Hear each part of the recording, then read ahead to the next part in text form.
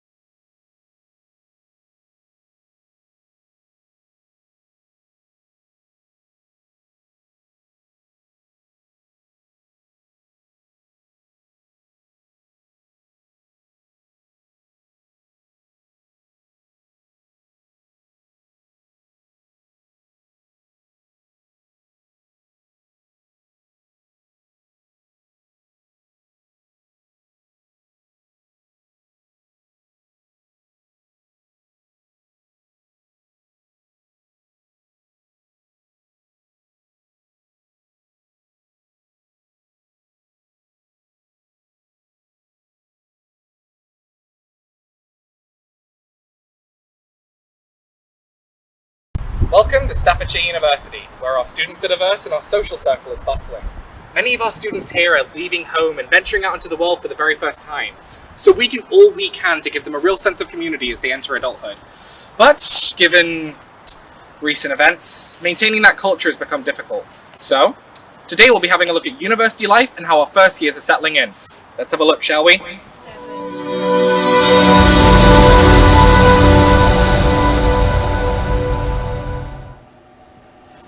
Welcome to the studio. Here at Staffordshire University, one of the main things we're proud of is our variety of unique societies. They're often what give students here a sense of purpose, belonging, and even family. But with our current restrictions on socialization, many have become concerned for the society's ability to attract new members and even run. We had initially intended to talk to some first years about their experiences with university and the societies especially, but we were unsuccessful in our search. Does that suggest that our first years are isolated, afraid to engage? Today we'll be chatting with some of our society leaders about how they're maintaining themselves in these unprecedented times, and any advice they might have for our first years who are cut off from the social circle. But first, a quick video from the head of One Media Group, that's our student radio station, Grace Dursley. Hi, I'm Grace and I'm the station manager of OFG, which is Staffordshire University Student Radio Station. So basically what we do is mostly radio, but also we try and provide opportunities for students to get involved in other areas of media, like our social media, online work, and promoting the radio shows as well. We try to get a nice community feel of people that are all passionate about music and entertainment and just bringing what they love to the airwaves, which is what we're all about. Balancing between a society and uni work is something that I struggled a little bit with, especially now that I'm managing one as well. I often didn't really know which one to prioritise because obviously societies are fun and they're also like a nice outlet and a way to relax after a whole day of doing uni work. But obviously uni work is kind of more important in a way, so it's kind of, I think it's important to figure out a balance and prioritise your time accurately in a good kind of productive way. I'm a meticulous planner, so I've got schedules, I've got lists, and I pretty much plan out all of my weekdays. I think societies definitely do add to the university experience in that it's something different. You know, there's lots of different people doing lots of different courses in every society, and I think it's nice because you get to meet people that you wouldn't normally have had any contact with, especially now with the situation that we're in at the moment where a lot of people are staying inside their house or their flat all the time. I mean, I'm recording this at my desk, so yeah, it's nice to be able to, even if you're just meeting online, it's nice to be able to just chat with different people, I guess, and mix around a little bit more. You've got to love a little cross-promotion. Now, next we have some of our society leaders here in the studio with us. First, we have Frankie Francis, who is the head of our Vegan and Vegetarian Society. How are you doing, Frankie? I'm good, thank you. And yourself? Excellent, thank you for being in the studio with us. No worries. And of course, next we have Jack Jacob, who is the captain of our student table tennis team. How are you? I'm good, thank you, I'm good. Excellent, again, thank you for being here. And of course, finally, we have the head of Staffs TV, our very own, the one and only Leah Holt. I am bigging her up because she is my leader. Please don't hurt me, Leah. I will not do that, of course not. I'm nice, I'm nice. How are you doing, Leah? I'm good, thank you. How are you? Excellent, I am fine. Amazing. So let's move on. Frankie, let's start with you. Okay. So you're the head of the Vegan and Vegetarian Society. That is correct. What is it that you guys do, essentially? We focus a lot on our environmental impact we're having, so a lot about sustainability, but also exploring the lifestyle of veganism and vegetarianism. Excellent. And it's mainly just to create a kind of community for those that do kind of partake in that lifestyle, that are either vegetarian or vegan. Somewhere they can come together, trade recipes, trade ideas, and just mainly eat food a lot, hence the big belly. Well, I think you guys have a very noble goal. I think it's amazing that we can have a society like that. It just goes to show the university how big it is, how many people it attracts. Oh, exactly. And yeah, I wish you guys the best of luck in your continued proceedings. We'll be asking a little bit later about how you guys are maintaining yourselves during Great, I look forward to it. 2020. But moving on, obviously we've got Jack here. Jack, obviously you are the captain of the table tennis team. Yeah. I think we'll just move straight in. Like, how are you guys doing in 2020? Because obviously doing sports, it requires a lot of people together in a very close space. Yeah. How have you guys adjusted for that? Well, it's been difficult, especially during this lockdown, because we've had to cancel. But it's been very hard this year because this is my second year here. We've had the most people that I've seen. We've got 15 or so people with 4 tables, so we have to limit it to only 10, so it doesn't get too much. But it's very difficult that we don't mix too much. I mean, obviously, but like, are you guys still meeting to a certain extent? Like you said, you. Yeah. We play 3 times a week, and that ranges between like 10. We always nearly have 10 people coming, which is manageable, and we always swap and rotate. So it's going all right, to be fair. Just trying to keep it not mixed. Sorry. Obviously, well, at the very least, you're still giving people that outlet, because obviously a lot of people, they need that physical activity, and that's very hard, especially now that we've gone into a second lockdown. Yeah. And well done for giving people that outlet. Yeah. Obviously, moving on now, obviously we've got Leah. Staffs TV, I think I've told you this already. I think I have, at the very least. I didn't think Staffs TV was going to be able to run this year because of COVID, but naturally we have been able to, because we have been safe. We've taken it into consideration. Do you want to just explain to the audience a little bit about what we've done there? Yeah, so like you said, at first I didn't think Staffs TV was going to be able to run, but we've just been following COVID guidelines. So we wear our masks, we social distance, we before members come in, I will wipe down all the equipment, anything that people will touch, doors, things like that, I'll wipe, so everything's clean. We'll wipe when everyone leaves. It is basically just following COVID guidelines and doing it that way. Absolutely, and obviously we're very thankful for that. We can continue to make content like what we're doing now. Yeah. So yeah, again, I think it's a wonderful thing. I just think it shows as a university just how seriously we're taking this, how dedicated we are to our students, and honestly just the professionalism of who we are. Moving back to Frankie a second, obviously you've explained what your society is, but again, how has 2020 changed the way that you've been forced to run? Obviously, we're restricted on the number of members we can have come to any of the meetings. So we started off meeting at LRV and Ember Lounge, just more of a kind of give it a go sessions. The numbers were very limited to about 12 members maximum that we could have, and we had to sit at social distance tables. But since lockdown was introduced, we've now moved to an online platform, so we're going to be going on Discord. And we have Monday coming, we've got our first online social, and we're going to do a Netflix party. And we're going to try and just take advantage of all those online platforms we can use, gaming, film sharing, and just kind of try to find ways to, even if we can't meet in person, still have a way to meet up online and still do some fun activities. I mean, I think what you've gotten into there is something I did want to get into tonight, and that is the impact of social media on COVID? Because obviously people say that there's a pandemic like this at least once every 100 years, around at the 20th year of the century. And what I think is different about this pandemic, and especially, is that we do have those social medias that we can use to connect with one another online in virtual spaces. And I think social media gets a bit of a bad rep sometimes, and naturally so, it does cause a lot of harm. But I think what 2020 has shown is that it does have a natural ability to pull people together. And I do love it. I do think that needs to be acknowledged maybe a little bit more. So Absolutely. Thank you for bringing that up. No problem. Naturally, you're about tasting food and exploring new cultures of food that focus around veganism and vegetarianism. That's obviously become a lot harder with you being online now.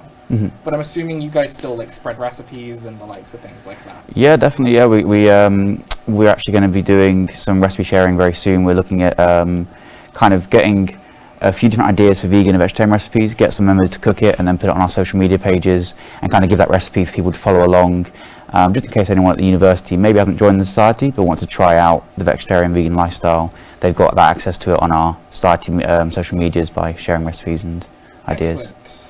Well, naturally, if you're interested in that, please do have a look. We want to encourage veganism as much as possible. It is the future, essentially. So thank you again for being here. No problem. Moving on, I want to talk about first years. I won't lie, as I entered this year, I was convinced that we were going to see a reduction in first year society engagement. Jack, I think we'll start with you. How have you been with first years? Have you seen many recruits? It's been totally different to what you just said. It's been much busier. I think it's because everyone's been in lockdown over summer. They just want to get up and do something. So the societies, I think, really has helped, and we've pulled in so many different people. They all haven't just played, but they've all just came and practiced, and they've all just had fun, which is good to see. So yeah, lots of new first years, especially with Erasmus students. Wow. Well, I was not expecting that. I was expecting first year engagement to be a lot lower. Yeah. But I think you are definitely right. I think it very much is a case of first years needing that sort of outlet for engagement. Yeah. Obviously, Leah, we have not seen that level of student engagement. Why do you No, think that sadly is? not. I don't know, because I am part of the Vegan and Vegetarian Society as well, and we've had a lot of new members, Wow. a lot of new first years. Staff TV, however, hasn't had as many. I don't know. I think it might be the same fears that we have, because again, it is a lot of touching things, it is a lot of It being is, in close yeah. spaces. I mean, just look at us now. We're distant, but maybe not to a level that Yeah. maybe a lot of younger students. And a lot of people might have not been in this environment, the TV studio, so it's a lot of not understanding clearly enough about, what would be involved and how we would follow guidelines.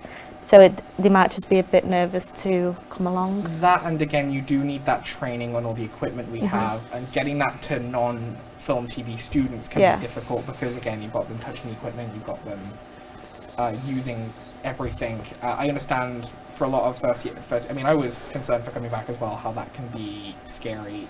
Is there any words you have to just reassure any first year who may have heard about us, is interested, is scared? So to any first years or second years or third years, anyone that's interested, I think you can agree with me, we follow the guidelines.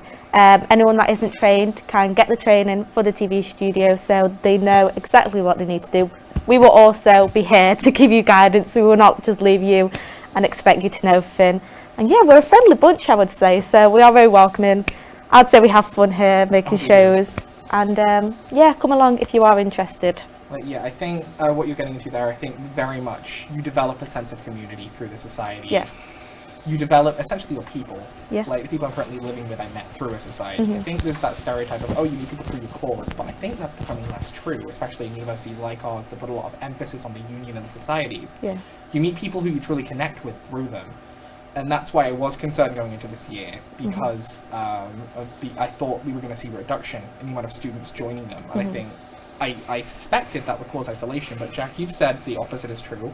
And Frankie, as Leah said, your society has also seen an increase in members. Can you elaborate on that? Yeah, I mean, I was just going to say, funny enough, actually, the majority of our members are first year, actually. Wow. Just myself, Leah, and Ellie, who's behind one of the cameras here. We're the only 3 non-first year members in our society this year. I think that's mainly because a lot of the members last year graduated, so we were looking to kind of hopefully get a nice big number of students coming in, and thankfully we did. And I think, again, as Jack mentioned earlier, I think it's the fact that a lot of us were self-isolated, so it's good we're all craving that attention, all craving some kind of means or some kind of platform to communicate and meet others. And I've seen that in the Vegan Vegetarian Society. We have a group chat, and almost daily people are chatting in there. And it's not always related to society, it's just friends having a chat with each other, just having a laugh. I mean, again, yeah, it is that case of you start with a common interest, but you develop more Exactly. common interests with people in that society. And I think, again, what I think all 3 of you have proved today, it's completely turned my viewpoint on this whole thing upside down. It really is a case of, I thought first years were going to come in, they're alone, they've moved out of home for the first time. I thought there would be a natural fear there, but I think what you've proven is that through that isolation, they're so desperate almost. It shows the importance of societies, that it gives them a place to go when they otherwise can't socialize. And I think that is truly a wonderful thing. And obviously I asked Leah, but I'll start with Frankie. Do you have any words of advice for any first year, second year, third year, whatever, who are maybe afraid to engage socially in societies? Yeah, I mean, in my first year, I wasn't really much for societies. I was trying to more focus in on my studies and just kind of, really be focused in on that. And since coming into societies, I've seen so many improvements personally in myself, seen my confidence go up exponentially, my friendship group's grown, my interests have broadened. So, I've been part of the Cricket Society, part of the Vegan Vegetarian Society, Musical Theatre Society, which I ran 2 years ago. That's now no longer around. But all these societies, they allow you to kind of develop your character even more as you journey through university, and they also allow you to explore hobbies and interests that maybe you can't do as part of the degree, but are things that you really do enjoy and want to carry on doing throughout your experience. I think you made some very good points there. I think another thing to definitely put emphasis on is that because of COVID, a lot of societies have been forced to move online. Yeah. But for the most part, it really is a case of that isn't as big a factor as people might think. It still creates that environment, that place, that safe space for people to engage socially on common interests. And I really think the importance of that goes without saying a lot of the time, and it goes unappreciated sometimes. And I think it's important that we do take the time to really appreciate it. Jack, I just want to ask you the same question. Do you have anything you want to say for anyone who might be, because obviously you are a society that's largely in person. Yeah. Do you have any kind of words of wisdom or advice for people who might be afraid to engage with sports societies that might want to? I'd say, because I was scared. I was so scared for this for the first year that I came to university, and I thought, oh no, it's going to be hard. But when I joined the Table Tennis Society and did all these other societies, I made friends. I realised that it wasn't just me in the same boat. Everyone has come from all areas, and everyone's in the same boat. They don't really know anybody. So I'd say just stick it out, have fun, and join as many as you possibly can, and just enjoy it. Because if you don't enjoy it, then why are you doing it? Absolutely. I think you, unintentionally, I think you came for a good point. How do you guys like to manage university work with society life? I manage quite well because I'm part of OMG and I do table tennis, and I do uni work doing 4 projects. I think I manage quite well. You just got to balance it out. As long as you balance it out and say, oh, you don't have to go to all 3 table tennis sessions. If you go to 1 or 2, doing something will take your mind off things, and it just helps so much. Even if you just do 1 show or do 1 thing, it just takes your mind off for work, and it makes you happy, and you can join in and make friends, and which is great for university life. Absolutely. I think it just goes to show that university life and societies, it forces you to develop time management skills and develop how you're going to spend your time. And I think that's another benefit that really goes unseen, as unprecedented. And thank you for calling attention to that. Frank, I'll just ask you the same question. How do you manage your society life with your university work life? So I'm not the kind of student that can sit there for hours on end and study. So for me, it works nicely that I'm able to kind of get in the zone and do a bit of studying, and then I can kind of switch off for a bit and take myself off to a different direction and focus on my society work. And so the balance comes from being organised and also just kind of making sure that you're not putting too much on your plate at once. So making sure that, okay, if I'm going to be meeting up for the Vegetarian Vegan Society on Mondays, then I dedicate at least one day a week where I'm doing society work. Absolutely. But making sure that I'm dedicating enough time for university work. I think I think what you get at there is it is just a case of societies do give you that break, because it is work sometimes, but it's also a case of it's a rest from what can be quite stressful sometimes. Leah, just to finally ask you that same question, because obviously you're a third year. Yeah. I'm not mistaken there, right? No, third year. So Getting old. Just wanted to check. How do you, because obviously you were in possibly the most stressful year, Yeah. how do you manage that? I would say I manage it just by planning ahead, maybe like a week ahead, plan every day what you're going to do. So then you can separate your time and say like your different societies, your different coursework. It's just plan out. So And it is possible. it is possible, yeah. And I think it's just over time doing it, it gets a lot easier. Absolutely. But yeah, just plan ahead and you'll be fine, because it's easy. And you know, most societies, it's like it's your break from uni work, and that's what you need. You need a break. You can't be always doing uni You work. would go crazy. Exactly. Absolutely. So you know, your society is something that you can look forward to and be excited about, and that can also get you through the week of all your uni work. Absolutely. So yeah, that's what I'd say. Well, I think what we've really covered today is a case of societies give you a good sense of community, they give you a good sense of time management, and even during COVID, they offer you that safe space to be yourself and meet people that you can truly connect with. That is all the time we have today, and there you have it. Despite the natural difficulties of 2020, university culture is still alive and strong. A big thanks to our guests this evening, and I hope that you all enjoyed watching. All of the people credited for working on this project, the show, will be down in the description, and we'll hope to see you next time. Thank you for watching. Bye. Yeah. Woo. Bye! Smile and wave, boys.